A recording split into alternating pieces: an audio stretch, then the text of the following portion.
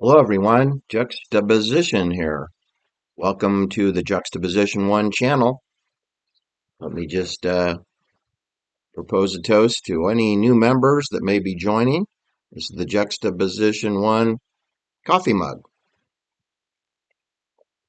All right, today's video will be entitled Much Ado About Nothing, right?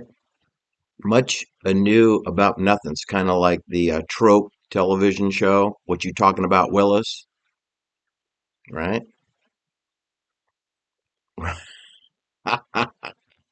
Anyway, this is referring to William Shakespeare.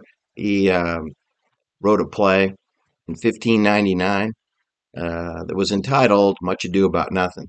Anyway, this, if you're new to the channel, you know that I use the term matrix of mendacity. Facebook merged with Control Labs in 2019, and they renamed their companies Meta, which means dead in Hebrew. In the Hebrew language, meta means dead, means no cognitive thinking, no cognitive brainwaves, no tenets of thinking, no critical thinking skills. That's Facebook. So if you're a loyal, addicted, face crack founding member, you're pretty much zombified, okay? You're probably not going to be comfortable over here at the Juxtaposition One channel. You'll think I'm an unhinged lunatic. That's right, unhinged. No concept of reality. All right, except that's not true. I'm very reality based, and the pillars of my belief system are rooted in the physical sciences and what you can prove. And we don't do a lot of balderdash and poppycock over here at the Juxtaposition One channel. All right, we know that it's much ado about nothing because it's game, right? And that's the purpose of my channel. It's an educational channel. I like to think it's a little entertaining because I want to hold my attendance levels high and the viewership high. But the gist of the story over here at the Juxtaposition One is to understand the game, to play the game. You must understand the game if you want to win. And today in 2026, winning the game means surviving with some of your pride and dignity left because the game is to strip you of all liberty, freedom, and pride and decency. That is the game, right? It's the game of what's called net centric cognitive neuroscience warfare. That's the game. And we know this is the game. Even Erin Valente, age 33, just before she died or was murdered, she said to her mother in Rochester, New York, over the telephone from San Jose, California, she said, it's all a game. It's a thought experiment. We're in the Matrix. Well, truer words have never been spoken. Much like William Shakespeare entitling his play, Much Ado About Nothing, we have Erin Valente telling us in October 2019, it's all a game. It's a thought experiment. We're in the matrix. And now you have the Juxtaposition One channel teaching you how to play the game. All right. So the first thing you need to know is that you're living in a metaverse. You're living in a matrix of mendacity, and that 100% of everything that you hear on the radio, 100% of everything you see on cable television, 100% of everything that is on the so-called alt media, like True Social and all of these packaged and rebranded programs like Alex Jones, Joe Rogan, Tucker Carlson, Stupider Peters, and all the Stupider Peters supporters. I mean, you got to be really stupid to pimp and promote Stupider Peters. Born on April Fool's Day, 1980. Hello, are you not paying attention? Tattooed all over his body like a circus freak. Um, he's a Screen Actors Guild Hollywood member, rapper, fake musician from Minnesota, like Jesse Ventura, like Terrell Ventura. like Al Franken, an unfunny Jewish comedian who tried to be the senator from Minnesota, COINTELPRO, right? Or, as we say in the trade, in the My Lai massacre, counterinsurgency. Counterinsurgency and COINTELPRO are almost synonyms. There's a difference with not much of a distinction, but essentially there are many levels of counterinsurgency, from people that use weapons and kill others to people that write fake book authors, plagiarists like Seymour Hersh, for example. He's a plagiarist. People like Bob Woodward, who's a fraud and a plagiarist, and basically puts his name on CIA prepared documents, taking credit for a bunch of fake, phony books, taking credit for being an independent journalist with no journalism training, working for Richard Nixon in the White House. Bob Woodward worked in the White House 1971 to 1974 whilst he pretended to work for the Washington Post. In other words, he's Navy intelligence officer as a mole in the White House in the basement. And then when we had the CIA Watergate burglary using 100% CIA contractors and salaried employees, in the case of E. Howard Hunt, we have a CIA black bag installing listening devices in a meaningless Democratic presidential campaign office, which nobody cares about, least of all Richard Nixon. The point is that this is when Carl Bernstein is paired with the clueless Navy intelligence officer from Yale University, Bob Woodward. And that was on June 17th, 1972. Whilst Bob Woodward was on the payroll for the White House in the Richard Nixon administration. So, kind of a treacherous mole, wouldn't you say? He's working for the president whilst he then is on a mission the next several years to lambaste and to fraudulently torpedo the president under the orders, following his orders from Navy intelligence and Richard Helms at the CIA. That's who's in charge. Do you think Richard Nixon has the authority to tell Richard Helms at the CIA that he wants five burglars to break into the Democratic offices over at the Watergate complex? No, Richard Nixon does not have that kind of authority, and the CIA doesn't ever listen to a clueless president. President, the office of presidency of the fake United States is less important than being the spokesperson for McDonald's, like McDonald the clown for McDonald's hamburger chain. That is a more senior position than is the fake president of the United States. I mean, the president of the United States is a clown job, and we have a clown in there now. His name is Donald Trump. Prior to that, we had an empty suit who wasn't very funny, Joe Biden, and we had, Bill Clinton, remember him, Bill Clinton, Obama.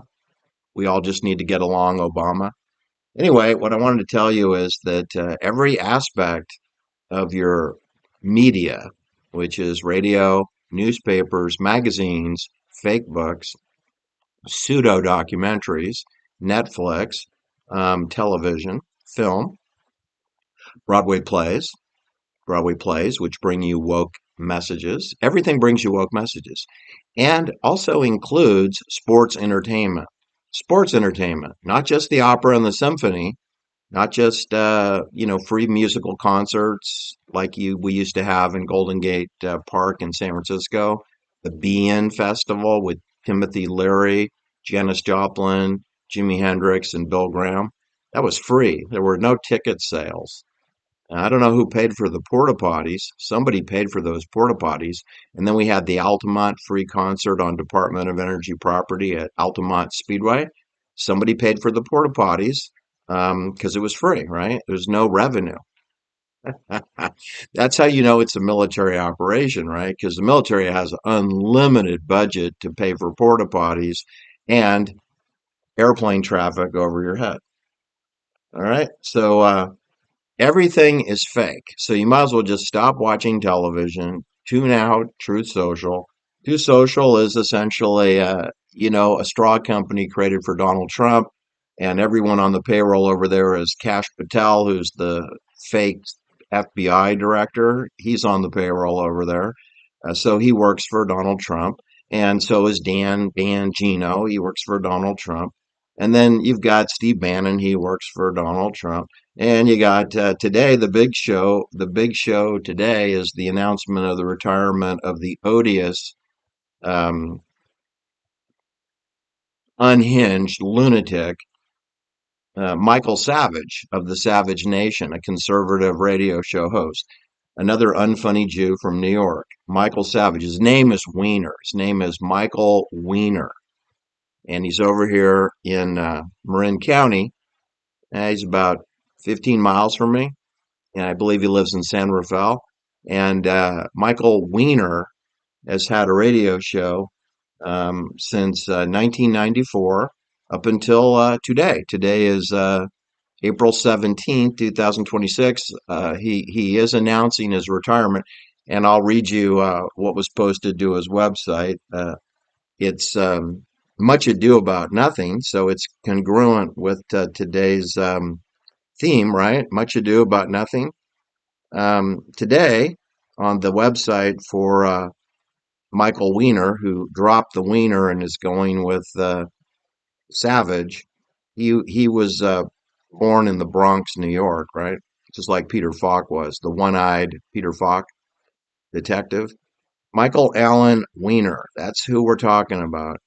And on his website, he said, da, da, da, da, da, breaking news, being a journalist isn't fun anymore. I never considered you a journalist. At no time did I ever, since I heard your voice, did I ever think you were a journalist. I thought you were a paid shill, a shill for money to promote a narrative that you probably don't even believe in. Anyway, quote unquote, Michael Weiner writes, as we get older, there are phases of life that we enter into. And being a journalist author, being a pseudo journalist author isn't fun anymore. All right, says a source who remains anonymous. This is allegedly what's going to be presented later today is the retirement of Michael Weiner. Now, listen, he's 84 years old, and my understanding of living in Marin County with all the spooks, military intelligence people over there, which Michael Weiner is one of, is that you're not allowed to quit your radio show unless you die. So unless he's planning on having his heart stop with a manic episode or acute toxic rodent dropping poison, I am thinking that this could be fake news. But that's me. I'm highly skeptical. In fact, I'm more than skeptical. I have moved into the cynicism category. All right. I wanted to call this video tropisms and colloquialisms, but I decided that I would go with William Shakespeare's Much Ado About Nothing, because really, that's really the game plan for everyone is to be fully distracted. In other words, our media never discusses what is important and what is material and which can affect your life. They never discuss what can affect your life. Instead, they want to waste your time, right? Whether it's pornography or whether it's steroid football, steroid baseball, steroid basketball, steroid cycling, steroid electric motor bicycle cycling, whether it's hockey or World Cup soccer or Formula One racing. They're not going to discuss cheating. They're not going to discuss illegal gambling and legal gambling. They're not going to discuss conflicts of interest, which are rampant in all professional organized activities, such as Hollywood, such as football and sports, which is totally rigged from top to bottom. All of the sports reporter journalists, they're rigged. There's no journalists in sports. There's never been a journalist in sports in the history of sports. And people like Seymour Hersh have discredited the concept of freelance, that you're not beholden to someone. Yeah, you're always beholden to your paycheck, 100%. And, Seymour Hersh is going to go down in flames with the New York Times, despite his efforts to separate himself from them, as he lives and dies with the military intelligence community. All right. Seymour Hersh is a shill. He's a plagiarist and he writes what he's told to write. He's given secret files. He goes out and interviews people that are really inaccessible. And you think, oh, that Seymour Hersh, he's so amazing. How did he get that exclusive 4 hour interview with William Calley on a secured army base, Fort Banning? Well, I'll tell you why. The CIA just made a phone call and said, we're sending this fellow from Washington, D.C. and Chicago out to interview you. And as part of the conditions of the scapegoating of William Calley, who we're going to blame 504 murders on, um, you got to talk to this guy, and he's going to sheep dip you as being the Lee Harvey Oswald of the My Lai massacre, which is the point of the Seymour Hersh story. At no time did he call Ronald Rettenhauer, who was the one who wrote a 3 page, 2,200 word letter giving details, naming names, GPS coordinates of the villages, the 3 villages of My Lai, Son Mai, and Mi Kong, not just the name My Lai, but also the province, Quan uh, Ugai. He named the province, the 3 villages, that there were a minimum of 300 soldiers, not Charlie Company alone by themselves, 99 to 100 soldiers in Charlie Company. There were another 200 to 300 soldiers securing the perimeter. And that doesn't come from Seymour Hersh. And what really comes from Seymour Hersh is an interview with William Cowley, who's the Charlie Manson of the My Lai massacre. In other words, an innocent person. Well, I don't know how innocent he is, but he was the lowest ranking officer, and he was the only person convicted of the 26 people who were put on trial, despite the fact there should have been 60 or 70 people put on trial, and that there are colonels in the air flying above. You know, we got multiple commanding officers, age 48 and age 40, who are remote controlling Ernest Medina, age 31, on the ground, and William Cowley, age 24, on the ground. In other words, there's adult supervision, and the adult supervision doesn't get held responsible for directing, 18, 19, and 20-year-old soldiers to murder pregnant women and women on the field. That's the world you live in, okay? And it's all masked by fancy terms like counterinsurgency. We have to kill all these innocent women and pregnant women because it's a terrorist attack to get the communists to lay down their weapons. The problem with this, of course, is there are no communists.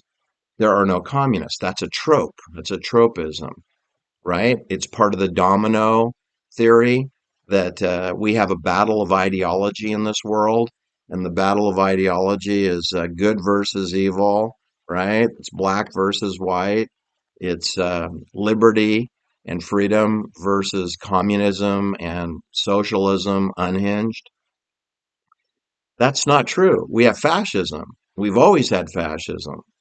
We'll have fascism 100 years from now. That's it. That you have anarchy, which is disobedience, known as it's known as insurgency. Insurgency is also known as non-compliance.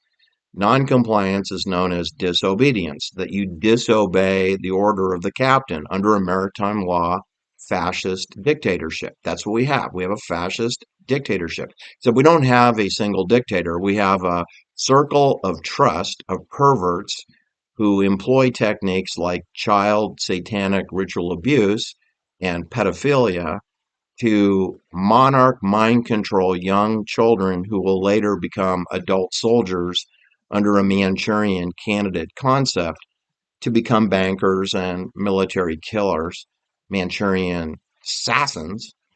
And this is who's running our world in Switzerland, out of Switzerland, using the money system to finance unlimited wars and terrorism. And then they hide behind colloquialisms and tropisms. So let me read you the definition of what I consider cloaking devices. This is applied linguistics that we're into right now. The Juxtaposition channel is educational, right? And we like to talk about social sciences, anthropology, and within that is linguistics and the study of languages and the words have meanings and that meanings matter. You hear me say that quite often on this show. All right, so let's talk about trope or tropism, as I refer to it. This is a commonly used term or a device or a convention used in storytelling, and I'm telling you a story right now. This is a juxtaposition storytelling time. Tropes are used as a tool to establish characters, situations, and conflicts within the story that's being told. Examples would be terms such as the damsel in distress or the chosen one. Let me give you some specific examples in our metaverse, which are all fraudulent people. These are all frauds. They're not never to have been taken seriously. But all of these people were taken extremely seriously and appeared in the headlines of all the big papers like the New York Times. All right. Jim Jones, and he was branded by the newspapers as being the leader of Jonestown, right, where 900 plus people died in the jungles of Guyana, British intelligence Guyana on Union Carbide property. They didn't really tell you that part. So it's a military murder. And, Jim Jones is an unhinged lunatic, right? That's the implication, right? It's a total lie, complete lie. And there is no Jonestown. There's People's Temple Agricultural Project, and then the media just says, we don't like that name. It's too long. So we'll go with Jonestown. Okay. Well, that's a fairy tale. That's fiction. That's not truth. It's mendacity. All right. But before we had Jim Jones, we had Krishnaventa, and his headquarters was where the so-called Manson family lived. Apparently, they share the Spawn Ranch and Box Canyon. Krishnaventa, who's a Jewish man from San Francisco, turned into a Christian cult leader in San Fernando Valley on the Santa Susana Research Laboratory under the tutelage of Lockheed and Boeing and Aerojet and Jet Propulsion Labs of Flint Ridge, Pasadena area, and that there he has a religious cult and a military weapons research facility. That makes sense, right? And then Krishnaventa was mysteriously blown up by one of the bombs on the property. I believe. But then they brought in Charlie Manson, right? The leader of the Manson family, except they forgot to mention there's no Manson family. They don't live together in a colony. They don't live on the Spawn Ranch, even though you were told they did, but there's no porta potties there. So they only bring the porta potties in when they do a Barnaby Jones episode or a Gunsmoke or a Wild Wild West or a Ronald Reagan cowboy movie, right? Or a Mannix, because that's the only time they call for porta potties is when they're going to film for a 12-hour shift. Otherwise, is just a pony ride. You can go rent ponies out there. Well, you used to, not anymore, but they used to rent ponies as pony rides. All right, or you could become a devotee of Ishkan, the Hare Krishnas, right? Krishna Venta, right? I had the pleasure of meeting Cyrilla Hansaduda, right? Everybody knows who Cyrilla Hansaduda is, right? He's the leader of the western region of the Hare Krishnas. And I met him on Stewart Street at the Ishkan temple, uh, whereupon I was invited to leave the meeting when I asked Cyrilla Hansaduda who paid for the 911 Porsche in the carport behind our meeting, the building that we were in. There's a carport to the southwestern end of the property, and there was a $200,000 Porsche parked in there that I understand. I understand Hansa likes to rip around Grizzly Peak Boulevard on that car, which I would too. But I'm not the leader of a bunch of impoverished, oath of chastity, oath of poverty, um, drug addicts who are wearing loincloths, which is what the Hare Krishna is comprised of. Kids strung out on drugs. You could go to Alcoholics Anonymous, but it doesn't solve the problem of where you're going to sleep. You need a bed, you need a pillow, you need a job. Well, you go to Hare Krishnas and become a devotee. That's what they call you. You're a devotee, and you have no money, and you go to the airport and you beg for cash at the airport. That's Hare Krishna. and that's Cyrilla Hansaduda. Now, what I didn't know at the time, when I was unceremoniously booted out of their temple, was that that's not who he is, right? He's a German immigrant. His parents are immigrants who, on a Houdini magic carpet at the end of World War II, when Germany was defeated, his parents were transported over to New Jersey, and he was born there. And his real name is Hans Jürgen Karge. Hans Jürgen Karge, right? He's German. And he did 3 years in the United States Navy, 1959, 1960, 1961. And upon discharge from the United States Navy, he decided to go to New York and meet up with Srila Prabhupada. Everybody knows Prabhupada. He is the leader of the Hare Krishna ISKCON in the United States of America.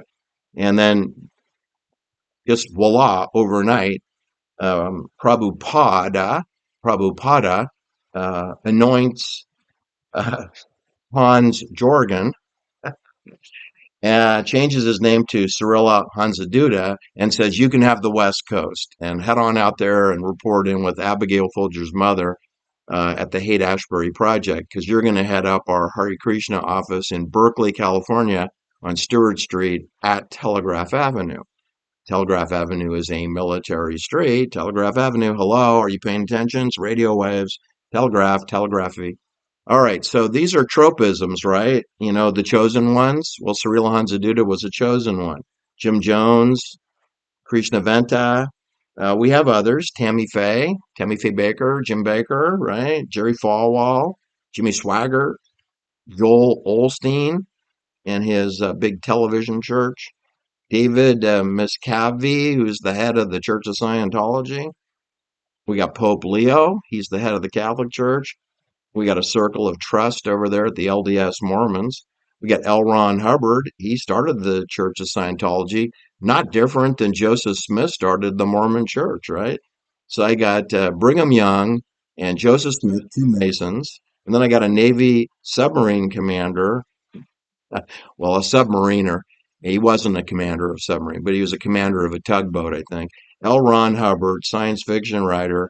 And you're telling me Navy intelligence, just like Bob Woodward, that overnight he decides I'm going to be a leader of a Church of Scientology religion? That's what happened. That's Navy intelligence. They created John Ramsey, Fleet White Jr., Jesse Ventura, Jesse the steroid body Ventura. They created Cyrilla Hansaduda. They created Harvey Milk, with no history of San Francisco becoming a board of supervisor and having a camera shop on Castro Street. Yeah, I mean, that's a ridiculous story. In other words, he's plugged in, right? He's from Long Island, New York. How the hell do you just fly in on a Houdini magic carpet from New York and immediately set up a camera office and become city council, which you couldn't make a living doing that, but you're the new guy. And now you're working with Dan White, who's United States Army, 4 tours of duty in Vietnam. So we got Dan White, who's military intelligence, and Harvey Milk, who's military intelligence, working together in San Francisco with Dianne Feinstein. All right. These are tropisms, right? Because we all got to get along, right? We all got to get vaccinated. We all need to get behind Dr. Fauci, right? We. The use of the word we is, in case you haven't been paying attention, that's like an ultimatum. We means that you have no free thought. It means you have no critical thinking. It means you have no liberty. You have no choice, right? We means we means we're all together universally. We all agree, right? We all need to get vaccinated. We all need to mask up. We all need to recognize that Lance Armstrong is the GOAT, right? Greatest of all time, 7 Tour de France victories. We all realize that Lance Armstrong is a Nike tool, do we not? And do you know that the race is rigged, right? Right? It's rigged. Do you think it's possible to win 7 consecutive Tour de France's legitimately? Of course not. You know? Do you think pigs can fly? Do you think if you put lipstick on a pig, it'll suddenly transform itself into an Arabian racehorse and win the Kentucky Derby? I mean, that's what Lance Armstrong is, right? He's a doped pig with lipstick. And by the way, the current number one rider, Tadej Pogacar, he is too. He's a doped pig with lipstick. And his boss, Mauro Gianetti, he's a doped pig with perfluorocarbons from Swiss and a Swiss national, sponsored by United Arab Emirates, which is a Swiss bank. It's like the Bank of Vatican and the Holy Catholic Church in the Middle East. All right.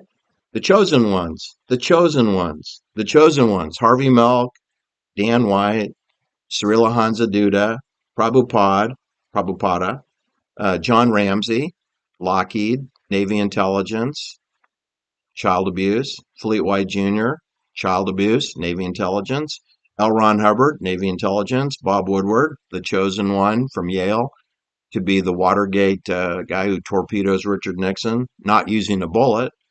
But Bob Woodward had no journalism experience. He's not qualified. He's not a journalist. He's a Navy intelligence radio man.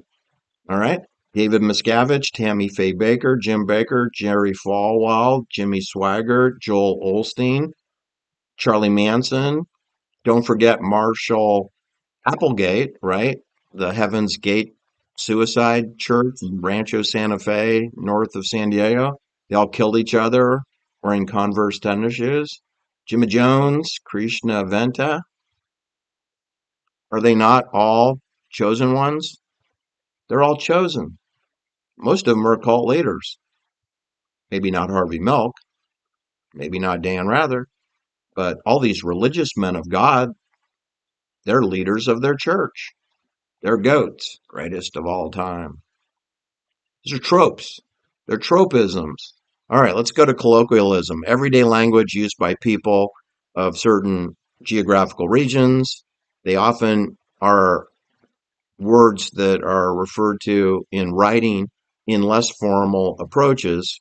For example, little things like referring to your residence. So if you were living in the United Kingdom or London, for example, you refer to your apartment as a flat. You say you have a flat in London.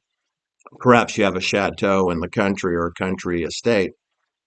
But typically, in Manhattan, New York, or London, or Hong Kong, you have like a condominium or an apartment. There's not really much of a distinction between an apartment and a condominium because you do have to pay your homeowner dues if you're an owner of your condo. And if you have to pay your dues, then, you're sort of a pseudo tenant, are you not? So my point is that in America, we call places that you have to pay homeowner dues, we sort of refer them as apartments or apartment buildings or townhouses. But in England, we call them flats. So those are colloquialisms that are unique to particular geographical area, whether it's Paris or Milan, Italy, or Rome, or Manhattan, New York, or whether it's Chicago, San Francisco, Los Angeles. You refer to your living space using different colloquial terms. Anyway, the difference between using a trope versus a colloquialism may enhance your writing by allowing you, the author, to use terms that are familiar to people who will be reading your story. Your storytelling can perhaps be communicated better by using colloquial terms familiar by your readers. Now, that's tricky to do on the internet because, I have people from Australia and from Ontario, Canada, and from people from London, England, and from the Swiss Alps and the Dolomites in northern Italy. And they all have different colloquialisms that from northern France to the Philippines, which I have viewers from the Philippines, and also Latin America.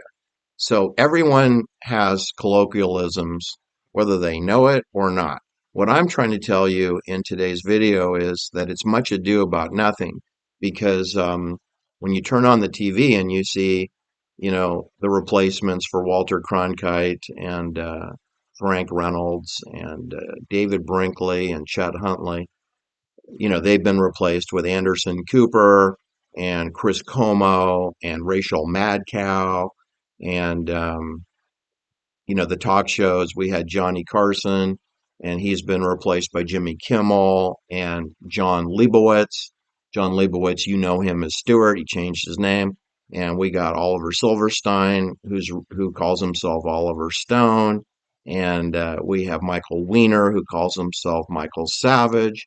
And those are a form of deception and fraud because you have people who are monkeying around with their true identity, right? They're fake. They're using Hollywood, colloquialisms. They're being referred to as something that in a different area, for example, if they're back in New York, maybe Oliver Stone would be Oliver Silverstein. But in Hollywood, he's different. He's Stone, right? They do it constantly. Another thing is the fake marriages, right? Hollywood, you should believe nothing. So they wanted to present, Cheryl Hines as the dutiful wife of Robert Kennedy Jr., but she's an actress, right? As a fake marriage. That was never real. And you're going to see they're going to get divorced any day now, right? They were never a couple, right? He dates girls, that are 30, 40 years younger than himself, and she's disqualified. So Cheryl Hines and Robert Francis Kennedy Jr., that's fake. It's a fraudulent marriage. And don't forget, his second wife was garroted and murdered and hung in a barn. And if Cheryl Hines doesn't get out of town by sunset, she may get garroted too. You got Anne Heche and the fake relationship with Ellen DeGeneres, totally fake. All of Ellen DeGeneres' relationships are fake. She doesn't have a single real relationship. Sadly, that's true about Dakota Johnson. She's associated with Chris Martin, who's really married to Gwyneth Paltrow. But so she's married, she's dating a married man who's estranged, then he gets divorced, then they never announce their marriage, then they do announce their engagement, then they break up. Then she's associated with Jordan Masterson, and we had Rock Hudson. He married Phyllis Gates, but he's gay and he dates freshman boys at UCLA, which is something I learned through my cousin. So Rock Hudson is fake, and his wife and marriage is fake. Sharon Tate and Roman Polanski is fake. There is no relationship. There's no romance. There's no marriage. There's no marriage certificate. So you've got Roman Polanski is fake. I mean, he's real. He's a Jewish Polish COINTELPRO operative for Hollywood and the entertainment industry in the France and Paris and the Cannes Film Festival. But in far as Roman Polanski's marriages and relationships with women, those are fake. Michael Jackson, his relationships were fake. Elvis Presley, his relationships were fake, right? That Priscilla Presley, that was not real, right? It was kind of a monarch, mind control experiment on 14-year-old girls, right? That's where Priscilla came from. She was in Germany. Her father's a colonel in the army, and she ends up moving in to the Graceland estate, and she's 14, 15 years old. This is not a legitimate relationship, people. All right. Um, Lance Armstrong. Okay. Everything about him is fake. First of all, his name is Gunderson. It's not Armstrong. He stole Neil Armstrong's name. And Neil Armstrong is a fraud. He didn't walk on the moon, right? So you got a fake guy named Gunderson who takes a fake astronaut's name. I mean, that's a double fake. Then he marries and divorces and then is hanging out with Sheryl Crow. She's fake. I mean, she can sing and play the guitar, but as far as a girlfriend, she's a fake girlfriend. And then they break up. And you got Robin Williams is coming and going during this process. He's fake. He's a fake comedian friend of Lance. Ben Stein, isn't that it? Ben Stein. He's a friend of Lance. Fake friend, right? Fake. Matthew McConaughey, fake friend of Lance Armstrong. But his name is Gunderson, and he's sponsored by Nike. And without the Nike and the Phil Knight and the Tom Weisel of Tom Weisel Partners, Montgomery Securities, you wouldn't even know who Lance Gunderson Farmstrong was because it's a corporate, he's a salesman for Nike and financial services of Tom Weisel, who are Stanford alum, Stanford and Harvard MBA. In the case of Tom Weisel, in the case of Phil Knight, he has an MBA from Stanford. But that's how those knuckleheads got together on Sand Hill Road. That's what puts a private banker together with a sneaker salesman. And then they decide to, corrupt Marion Jones, corrupt Tim Montgomery, corrupt Serena Williams, corrupt Kobe Bryant, right? And corrupt Michael Jordan. You think those people are all using drugs? Hell yeah, they are. 100%. Just do it at Nike. Just do it. Just cheat and lie. They do. That's what they do. That's how you promote sneaker sales, by cheating and lying. You can't do it legitimately. I mean, there's Puma, there's Adidas, there's other choices besides Nike sneakers. So what you do is you cheat and lie, and then you create Lance Armstrong, right? A cancer survivor, and you create a fake phony foundation that just does cancer awareness. Cancer awareness is not curing cancer, but the media always tells you that Lance is a good person. He's trying to cure cancer. He didn't spend one penny to cure cancer. He's promoting the yellow wristband, which is a Nike creation, to sell sneakers. And cancer awareness, I mean, I hate to break it to you, but my grandmother died of cancer. My mother died of cancer. And this is all before Lance Armstrong learned how to pedal a bicycle. I was very aware what cancer was before Lance Armstrong came along. I don't need a sneaker salesman to educate me on cancer, chemo, and radiation. Chelsea Handler, uh, Jimmy Kimmel, Bill Maher, Lex Friedman, Ben Shapiro, Glenn Greenwald, Edward Snowden, Oliver Silverstein, Julian Assange, Lady Gaga. They're partnered. Russell Brand partnered with Katy Perry. Taylor Swift partnered with Travis Kelce. That's called cross marketing. Where you take NFL steroid football and you pair it with a pop singer, Taylor Swift. Lance Armstrong paired with Sheryl Crow. Ashley Aubrey Plaza paired with fake husband Jeffrey Baina, but they have separate residences in Hollywood, and she lives in New York most of the time anyway. Sharon Tate, Roman Polanski, Rock Hudson, and Phyllis Gates, William Randolph Hearst, and Millicent Veronica Wilson, because you know that William Randolph Hearst is living with Marion Davies, right? But he's got a wife in New York whose name is Millicent Wilson. William Hearst, yellow journalism, Remember the Maine and To Hell with Spain, Yellow Journalism, The Black Dahlia, William Hearst, Patty Hearst, SLA, Symbionese Liberation Kidnapping, Bank Robber, William Hearst, Phoebe Hearst, Cal Berkeley, Phoebe Hearst Avenue, right, leading to Cyclotron Road, right? And then we have another tropism, okay? This is one of the more current ones. Ida Aachen. Do you know who Ida Aachen is? You should. You've been watching my channel and you're a paid member. You'll know who Ida Aachen is.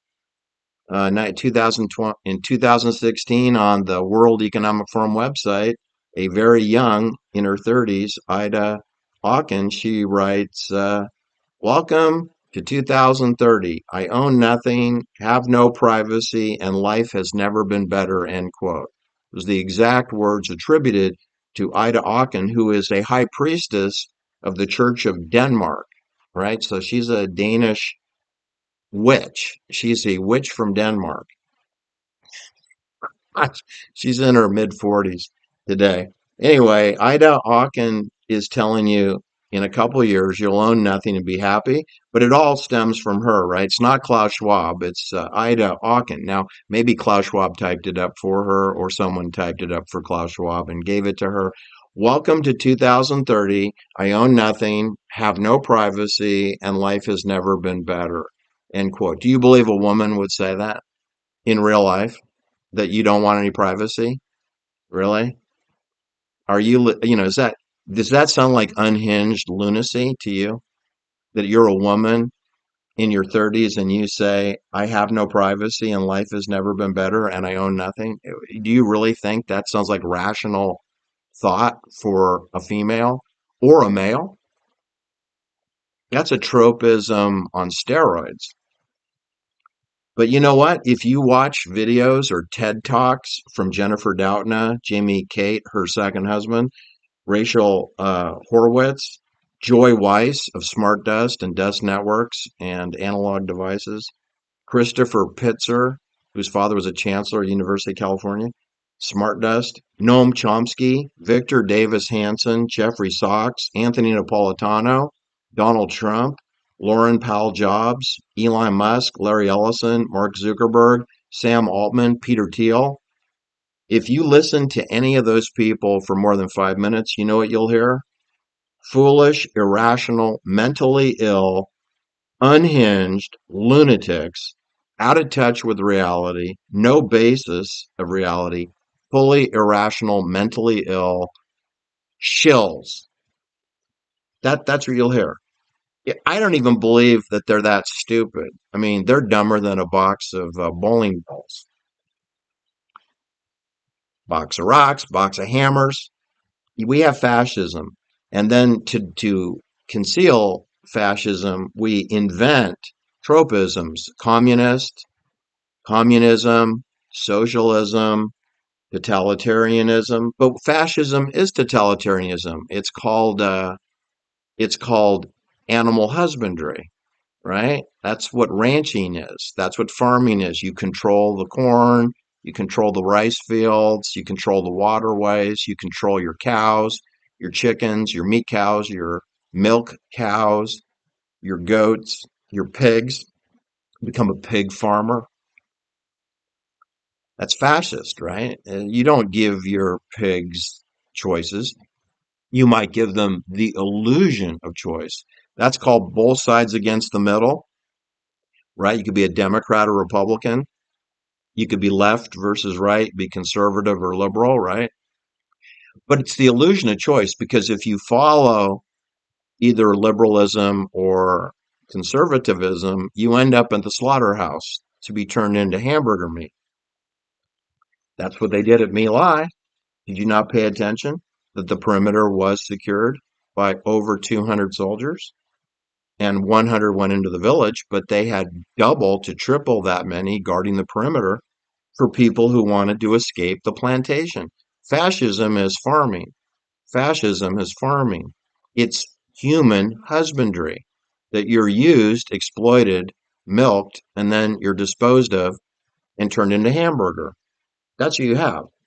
The media wants to tell you it's good versus evil, it's black and white, that life is simple, when the reality is it's the fog of war, and that life that you live in, that we live in, is determined between the gray and black latitudes, and that we are lied to 24/7 in a matrix of mendacity and balderdash and poppycock. And the people that you see on television who talk to you about what happened to John Fitzgerald Kennedy, JFK, and Robert Francis Kennedy, um, and what happened to Martin Luther King, what happened at the People's Temple rebranded Jonestown, what happened with the Zodiac killings, what happened with the Tate LaBianca Folger murders in Benedict Canyon and over at Silver Lake, what happened with the Dr. Victor Oda massacred family in Soquel, Santa Cruz County, what happened with the Watergate burglary and Richard Nixon,